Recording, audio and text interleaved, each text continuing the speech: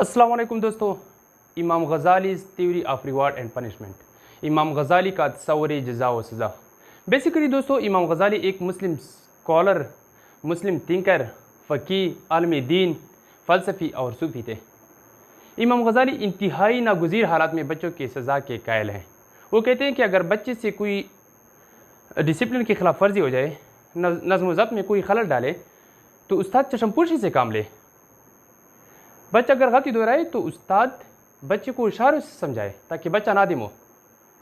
फिर भी अगर बच्चा गलती दोहराए तो उस्ताद उसको अकेले में समझाए कि बेटा आपका ये फेल नापसंदीदा है। इसके बावजूद भी अगर बच्चा बाज ना आए तो उस्ताद बच्चे को क्लास के सामने समझाए। लेकिन इसके बावजूद भी अगर बच्चा बाज ना आए तो उस्ताद को 3 ज़रबे लगाने की इजाज़त है, यानी वो बच्चे को 3 चढ़ी तक मार सकता है। Thanks for watching. अल्लाह।